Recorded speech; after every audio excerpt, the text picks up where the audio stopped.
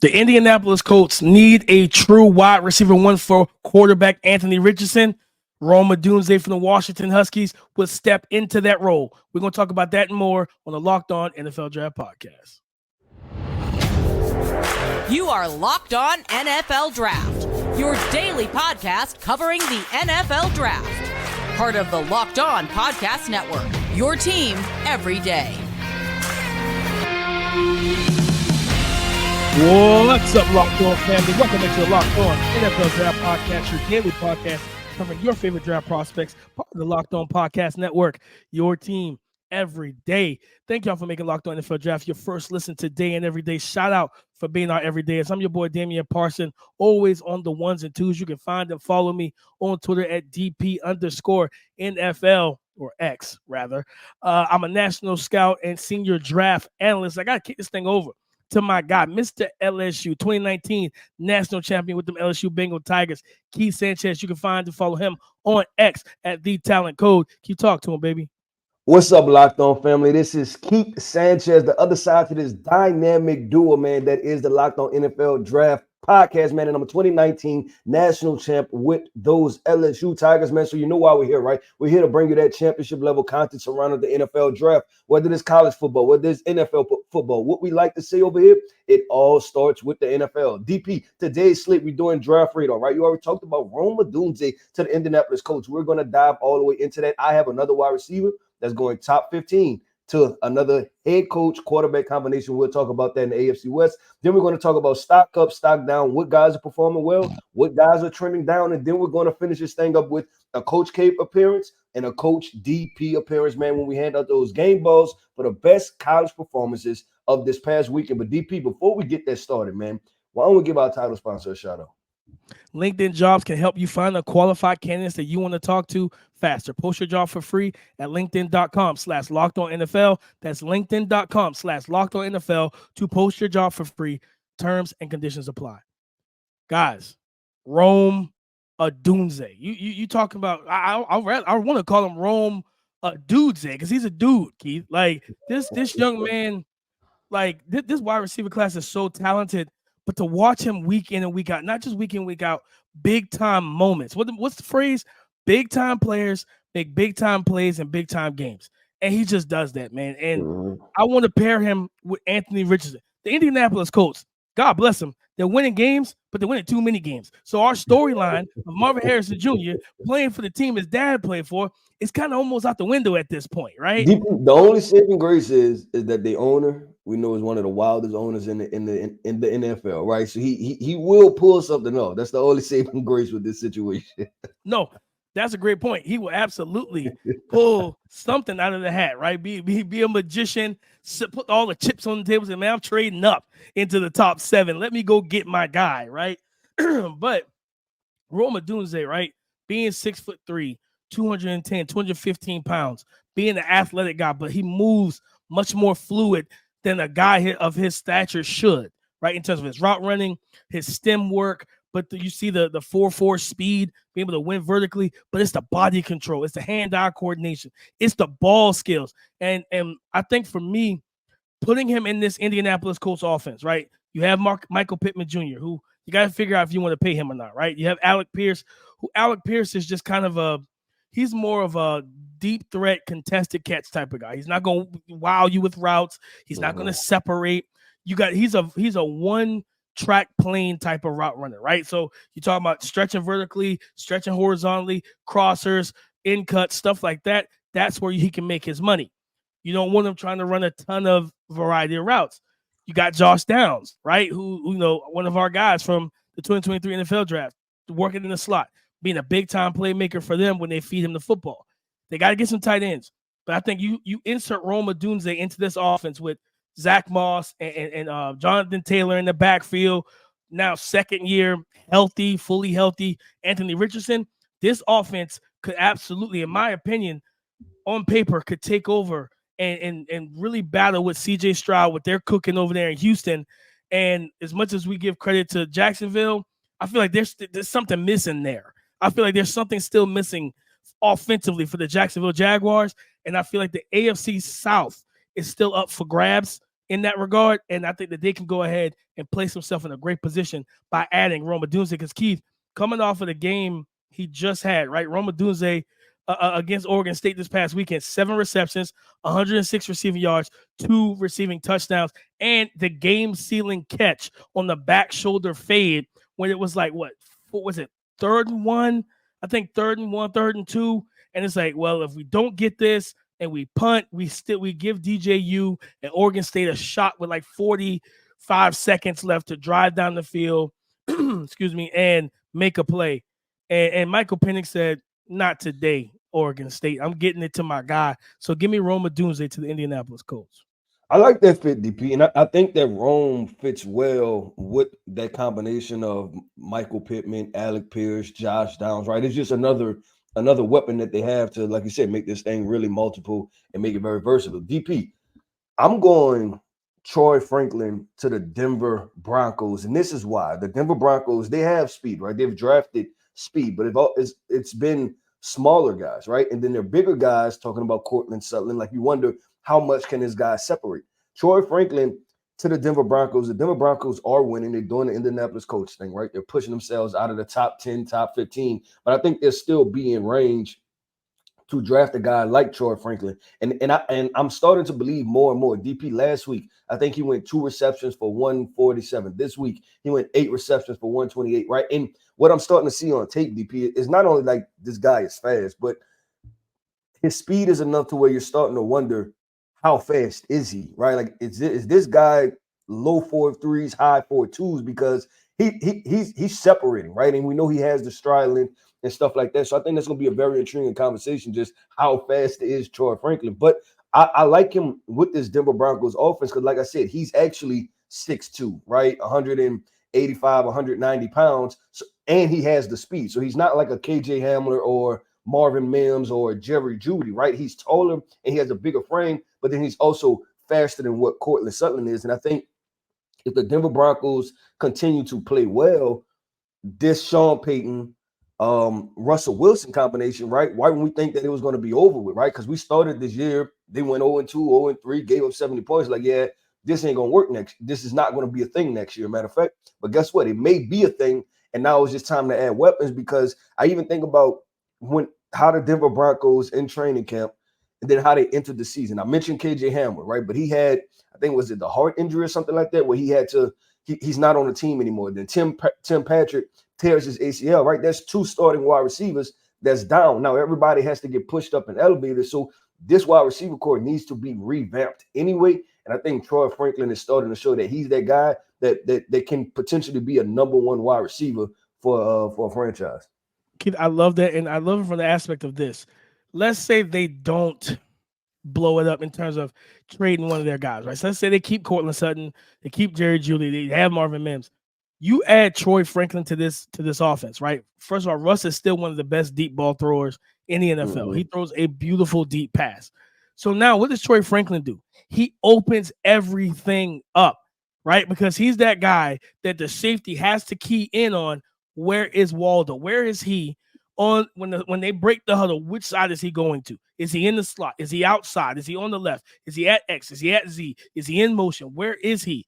Because if you don't key in on him, and he, like you said, that speed, and it's almost like we underrated this speed. Like, we knew he was fast, but then like you said, you see those moments where it's like, all right, bro, you might have a different type of speed than I thought you had early in the season. Like, bro, you pulling away from cats. His speed is instant, right? Yeah, his speed is instant. So I think, you think about having Jerry Jeudy in the slot, right? The thing they have to figure out, though, is Tim Patrick, who they paid, towards ACL last year, then towards Achilles this year in camp.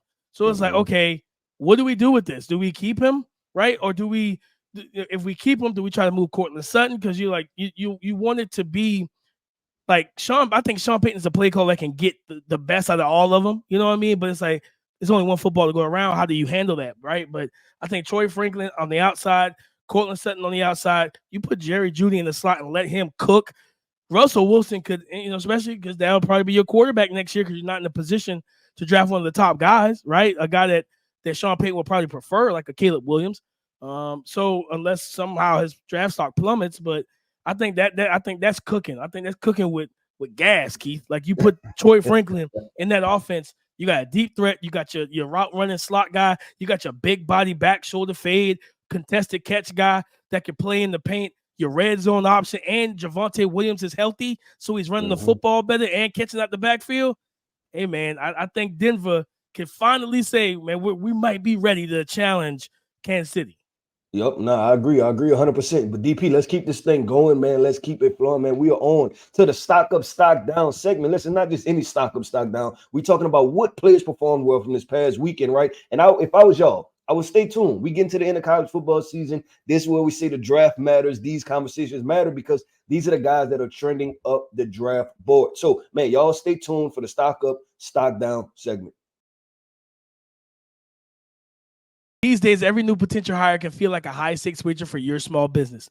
You want to be 100% certain that you have access to the best qualified candidates available.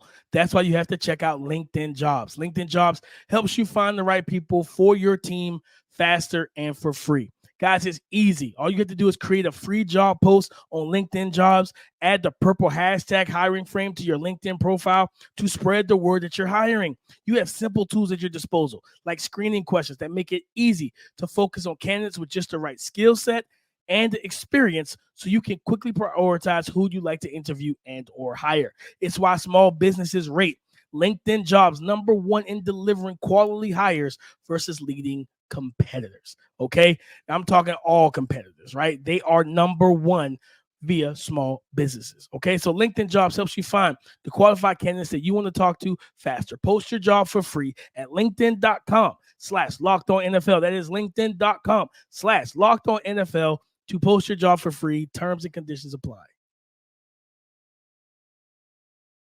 As you know, and as everybody else knows, the stock market always opens up Monday morning here on the Locked On NFL Draft Podcast. And Keith, I want to start with a stock that we should stay far, far away from at this point. And that is Joe Milton, quarterback from Tennessee. Okay. I talked about him last week. I did a Coach Him Up segment. Keith, I think you were under the weather, and I held the show down with my Life Jennings voice at the time. And I said, coach him up, man. I said he got the tool. He was playing efficient football at the time. And then we get to Georgia, right? And Georgia defensively is not the Georgia of old. Like they give you opportunities to beat them. You watch the tape, there's plenty of opportunities for Missouri, opportunities for Ole Miss, opportunities for Tennessee. And what did Joe Milton do? Air mail passes, inaccurate. Just everything is a heat-seeking missile. You got a slant wide open, hit him between the numbers, big fella. No, he's like, go up and get it. It's a helmet of higher situation. No, I'm out. I am out. I'm not. No, listen, guys, I want y'all to understand something. I am not going to sit here and tell you, man, yeah, coach him up, blah, blah, blah, all that stuff I said. Yeah, no, I'm pulling all the money I had if I had any money in this stock. I'm yanking it. I'm not even allowing it to get sunken down. No, let's go ahead and pull the money out and let's go forward. So stock down on Joe Milton, man. I had hopes for him in this year, in this offense. But yeah, I'm out, Keith. Joe Milton stock down. Take it. Don't put any. Don't put 5 cents into this right now. Until this thing turns upward, don't do it. But DP, this is I find this funny because this is a you and you situation, right? Mm-hmm. Because I know you entered the year and you're like, you know what, Joe Milton could be that guy. It was like call your shot, right? Then it's like Jeff Sims. I was wrong about both. Yeah. Then 3 games in, he was like, you know what, I'm out. And then last week he was like, hey, there might be something we could salvage here, right? Then we come on into today and you're like, you know what, just forget about it. I'm done. So fool me once, Keith. Shame on you. Fool me twice. You ain't gonna fool me again. I'm out. Well, no, that's definitely but that's the scouting process, right? Like you see the traits and you start to get intrigued again, and then they show you who they are. You know what they say, DP? When somebody shows you who they are, believe them, right? Believe them. There's nothing more truer than in this scouting process. Just to get any more. But DP, I'm gonna go with, first of all, like I just said with Troy Franklin, that's a stock up guy. My other guy is wide receiver from Miami, Xavier Restrepo, right? And this is a guy that is balling, and it felt like he's been at Miami for 10 years, right? But I don't know why he's only a 4th year junior, but I feel like I've been watching Xavier Restrepo run routes for Miami since like 2016 or something like that. But man, this year he's having his best year by far. He's at 876 yards. So depending on what they do the last game, how he performs, he can crack 1,000 yards, right? But this is a guy, he has that clutch gene to him, DP, in my opinion, to where he can just make a play, right? And when you get to those guys, I don't know how fast he's going to run in a 40. I don't know what his arm length is going to measure. I don't know, what his vertical is going to be, broad jump, anything like that. It just seems that he's going to make an NFL roster because he's going to be NFL reliable, right? Just one of those guys that we can get the football to. Now, whether he's your third or fourth or fifth wide receiver, I'm not sure, but this is a wide receiver that we have to start putting in NFL discussions. And you talk about the top part of day 3, so potentially fourth, fifth rounder. He could potentially see himself going in there. He just had a game against Louisville, DP. They lost, but he went eight receptions, 193 yards, and a touchdown, right? North Carolina, he went 11 receptions for 96 yards and 2 touchdowns. Georgia Tech, 12 receptions, 123 yards, right? Bethune-Cookman, 6 receptions, 120 yards, what kind of could be expected. But Texas A&M, right, early in the season, 6 receptions, 126 yards. So this makes this guy 4th game over 100-plus yards, right? He almost went for 200 yesterday. And that's one of those things when everybody knows the football going to you and they can't do anything about it. So he's really their true weapon at Miami. I'm excited to see if he comes out. I think he will because he is a 4th-year junior. Might as well try to go to the NFL and make that money. This is a deep wide receiver class, but I think NFL teams are just going to draft them, right? They're not hesitant to draft wide receivers. They'll pull them off the board. So as many as there are, as many as they're going to draft. And I think this guy can be a draft day steal. You can never have too many wide receivers, man. And he's been balling all season. Watched him live. I haven't watched the tape, but I watched him live, and he's been impressive. So I like that. Keith, stock up. One of my stock up guys is cornerback from Clemson, Nate Wiggins, man. And you talking about a battle he had this weekend against North Carolina's Tez Walker. He was targeted 11 times. He gave him 5 receptions. He did allow 79 yards, but he had a PBU, no touchdowns allowed, and I think he had a game-ending interception, which is crazy because he picked Drake May off last year in the ACC championship game. He had like a 98-yard or a 100-yard pick 6 in that game. Oh, yeah. And I remember that. He's so underrated, man. Like he's listed at like 6'2", $190, long arms. He's athletic, but it's just a click and close, man. On that interception versus Drake May, this past weekend, Keith, when Drake May released the ball, I didn't see, from the TV angle, I didn't see Nate Wiggins. But how quickly he came into the picture. And you talking about just jumping the route. Like he did that against, I forget, he did that earlier this year too, where he's like baiting, he's dropping off in like bail tech and in a bail drop and completely baits the quarterback and drives. Did he have a pick? Was it a pick 6 earlier this year? I can't remember who it was either. I know exactly what. Man, I cannot remember what team. Matter of fact, I got his numbers up right here. I can tell you right now. I'm not sure if it was North Carolina State. I think it was FAU. If I remember correct, I think it was the FAU game.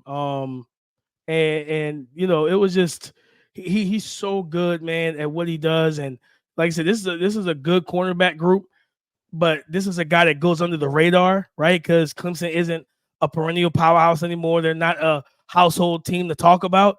But Nate Wiggins, I think for teams because he can play press man, he can play off man. But I think teams that want to cover those off corners, zone corners, like they're gonna love him and what he does, and the ball skills and the athleticism and range to squat and drive on throws, right? So you think about teams. Think about the Atlanta Falcons. If you think about drafting to beat your division, if you're playing against the Carolina Panthers, they want to. Frank Reich still there. They want to throw the ball short, right? They want to get the ball out quick. A cornerback like Nick Wiggins is going to hurt Bryce or hurt one of these other quarterbacks because as you keep testing that short game, he's going to eventually trigger downhill and pick it off, Keith. So Nate Wiggins is one of my stock up guys. I'll be interested to see what the conversation is around Nate, just as far as, will he be a man guy, zone guy, just how people will feel about him. And then, I have experience because I recruited Nate out of LSU. He was committed to us for a couple months, almost a year before, he flipped and went to Clemson, man, which, turned a really good situation for him because obviously Clemson puts out DBs too. Solid program. This has been their first down year in probably, 10, 15 years. But DP, real quick, I'm going to just finish up, and I have to keep going in on it. I went in on it last week. I have to go in on it again. Carson Beck, Georgia. Hey, he's a quarterback. At the end of the day, he's a quarterback. He can play football. And you just look at the numbers and you can tell that this thing is totally different. DP, yesterday he went for 298. Ole Miss, he went for 306. Florida, he went for 315. Kentucky, he went for 389. Auburn, he went for 313, right? It's in UAB, he went for 338. But that's what 5 games, right, where he's thrown for 300 yards. So this is not, and we talk and we had this conversation all the time, right? The trailer, the hitch, the truck, right? I think he's a hitch type of quarterback, especially for this Georgia offense. We're not going to act like Georgia is not one of the most talented teams, right? But what I see on film, DP, is not a guy that's just getting straight out carried by everything else, right? He can make some NFL style throws. And I know you watched the game because you watched Tennessee and you walk away impressed with Carson Beck. Like, that was a pretty good throw right there. Like, okay, like I like what I see. And so I just wanted to reemphasize his name because I believe he is draft eligible. He would be an interesting guy, especially with now, and we're going to have Senior Bowl conversations, right? And just these invites and commitments to these all-star games coming up this week. He would be an interesting name that, as you know, potentially if a Shedeur Sanders goes back and, you know, some of these other quarterbacks potentially pull back Quinn Ewers, is he a guy that can insert his name and say, hey, check the tape, look at the numbers, look at the arm talent, and I'm a 3rd-round guy, right? Like you don't know yet, but I wouldn't be surprised, and especially if he shows up to one of these all-star events and the arm talent looks like the real deal out of nowhere. And we had this before. Remember what year was that, DP? Was that Mark Sanchez? It was like that combination of those USC quarterbacks. It was like Mark Sanchez, and then was that Matt Castle that got drafted? And I don't even think he started a game at USC. Yeah, it was Matt Castle. Yeah, that's insane. He had never started a game at USC and still got drafted. And I believe he went fairly early. So Carson Beck, obviously, he can be a wild card in this quarterback conversation, but yet another name we need to throw in there. But DP, I had this guy, Jabbar Muhammad, and I want to give him real quick, give him his flowers. Keith, he was targeted 6 times. He allowed 0 catches. He had 2 interceptions and 3 PBUs versus Oregon State this past weekend. 5'10", 185 pounds. This young man got that dog in him. He's a baller. Like, his stock is up if he decides to enter the draft, because he still has a year of eligibility. If he decides to enter the draft, he may be one of those top guys where you think about what we talked about with Kalen King. He's playing the way we wanted Kalen King to play like. I'm right there with you, DP, and we'll see how that thing goes, right? So as this cornerback class evolves, because I refuse to believe that there are not that many corners. I just think that it's not in the places where we thought that they would be, right? So we just had to go. We had to go do some scouting, DP. We got to get down. We got to get gritty. We got to go find those cornerback prospects. But man, let's keep going. Let's keep flowing, man. We are on to what? Coach K, Coach DP. It is game ball time. We hopping into the locker room. We're passing out those game balls for the best performances of this weekend. Why root for your favorite team on an empty stomach? You shouldn't. So that's why you should check out and order on DoorDash and save on football watch party favorites. Guys, I live in the Greenville County area of South Carolina. And if you're like me and you're not much of a baker, right?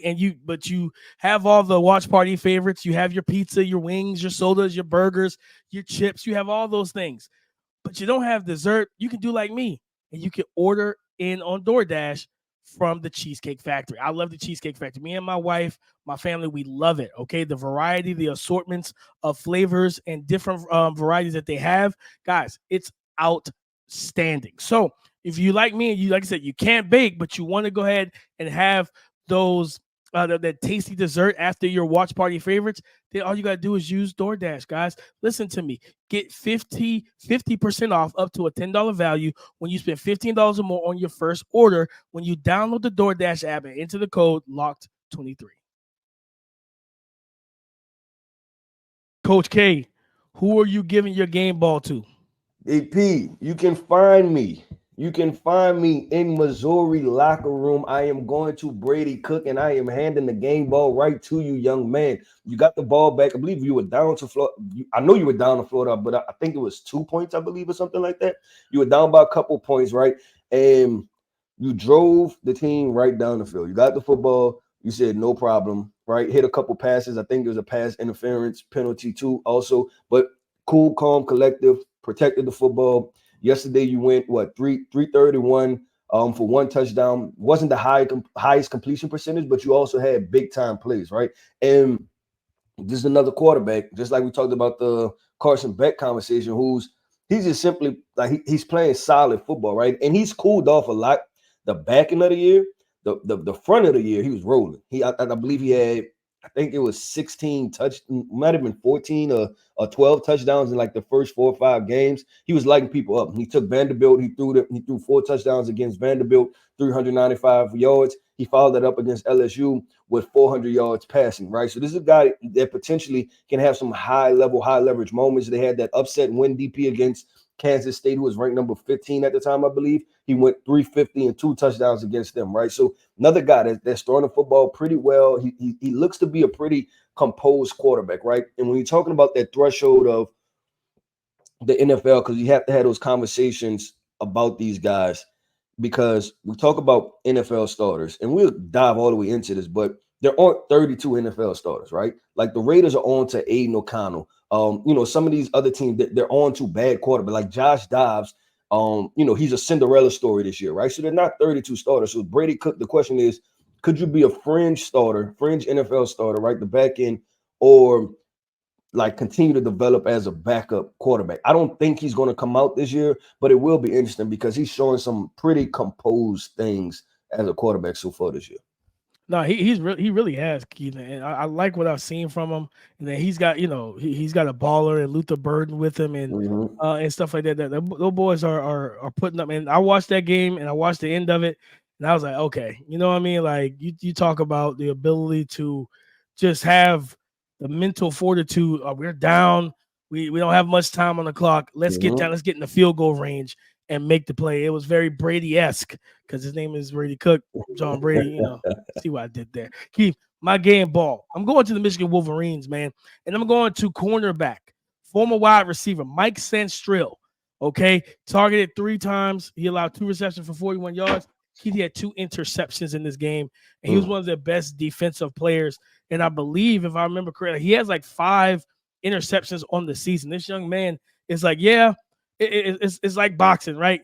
You give some, but you're gonna have to take some. So it's like, yeah, you might get me on this play, but if you keep testing me, I'm gonna take this ball away from you. And he continues to do that all season long, especially because teams don't want to target Will Johnson. They want to stay away from that man. So it's like somebody's got to get these targets. And it's like, well, let's go to the slot, right? That's what he's playing, but he plays outside a little bit as well. And for a game where they end up, there was a scare in this game, Keith, right? You talking about being in that Maryland game, they were like, Michigan was up, and then Maryland fought back, and they made this thing a close game late into that game. And I think Mike Sanstrill may have had the game-ending interception as well to take the ball away. This young man's been playing well. Just another cornerback in the 2024 NFL draft class. It doesn't get a lot of talk, but he should. Yeah, I'm right there with that, DP. Like we said, cornerbacks. Those guys are going to show out. They're going to perform. We had our guy, Max Melton last week that we talked about, right? So I just think the names are starting to emerge. It's just not, like I said, it's not where we thought that they would be with your, potentially Denzel Burks and things like that. So we will see how this cornerback class kind of evolves and how it kind of unfolds. But DP, you know what we do know, DP?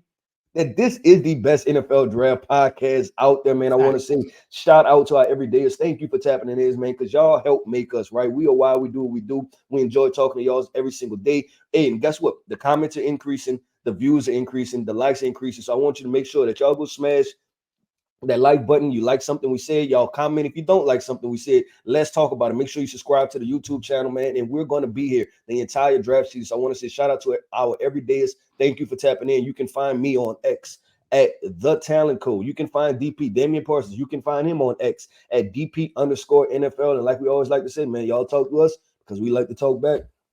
Go subscribe and follow for free on YouTube, wherever you listen to the podcast. Get the latest episode as soon as it is available. Like Keith said, thank y'all for making Locked On NFL Draft your first listen today and every day. Shout out for being our everydayers, man. So listen, like he said, talk to us because we do talk back. Come and join the conversation again tomorrow. We got Rookie Report. We're going to have some more great conversations, all right? So come and join the conversation again tomorrow on the Locked On Podcast Network. Your team every day.